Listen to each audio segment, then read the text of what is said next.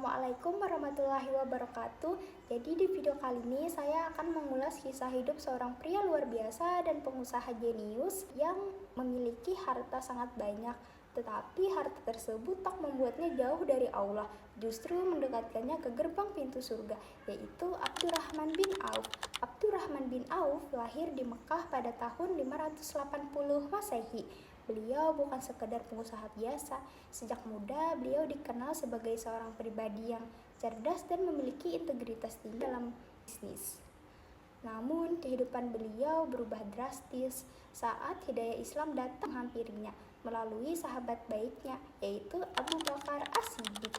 Salah satu momen paling epik dalam hidup beliau adalah saat peristiwa hijrah. Demi mempertahankan iman, beliau rela meninggalkan harta benda dan kejayaannya di Mekah. Beliau berangkat ke Madinah dengan tangan yang kosong.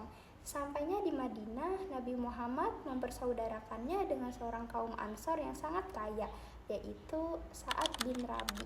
Dengan kemurahan hati yang luar biasa, Sa'ad menawarkan separuh hartanya untuk Abdurrahman. Namun disinilah letak mentalitas juara sang Abdurrahman. Dia tidak memilih jalan pintas. Abdurrahman menolak dengan sopan dan berkata, "Semoga Allah memberkahi harta dan keluargamu. Tunjukkan saja kepadaku di mana letak pasar di sini." Tanpa modal yang besar, Abdurrahman mulai berjualan di pasar Madinah dari nol. Ia berjualan mentega dan keju dengan prinsip yang sangat sederhana, yakni kejujuran. Abdurrahman tidak pernah mengurangi timbangan dan beliau menjelaskan kondisi barang dengan apa adanya. Singkat cerita, bisnis beliau berkembang pesat di Madinah dan beliau termasuk salah satu orang terkaya di Madinah. Walaupun termasuk orang terkaya di Madinah, kehidupan Abdurrahman tetap sederhana. Beliau tidak hidup dengan penuh kemewahan seperti kebanyakan orang kaya pada umumnya. Saking berkahnya rezeki yang Abdurrahman terima, ia pernah berujar, jika ia membalik sebuah batu, maka ia akan merasa menemukan emas di bawahnya.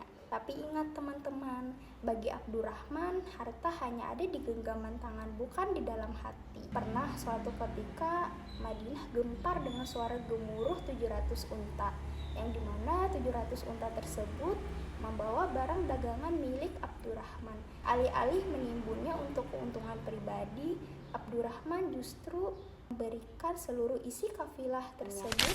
Hartanya lebih banyak digunakan untuk membantu perjuangan Islam, menolong fakir miskin, dan memenuhi kebutuhan umat.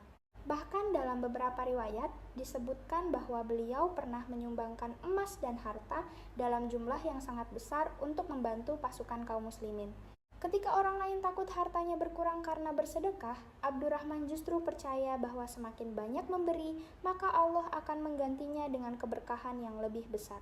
Karena itulah, Abdurrahman bin Auf dikenang bukan hanya sebagai seorang pedagang sukses, tetapi juga sebagai sahabat Rasulullah yang dermawan, rendah hati, dan selalu mendahulukan akhirat dibanding dunia. Di sisi lain, Abdurrahman merupakan seorang pejuang yang tangguh. Di perang Uhud, beliau berdiri kokoh dan melindungi Rasulullah sehingga mendapatkan puluhan luka. Kekayaannya tak membuatnya takut akan kehilangan nyawa, dan keberaniannya tak membuatnya sombong atas harta. Abdurrahman adalah contoh potret nyata dari keseimbangan antara dunia dan akhirat. Abdurrahman wafat pada usia 72 tahun dan meninggalkan warisan yang abadi, sebuah teladan. Abdurrahman membuktikan bahwa menjadi orang kaya itu boleh, bahkan sangat dianjurkan, jika tujuannya adalah memberikan manfaat bagi orang lain.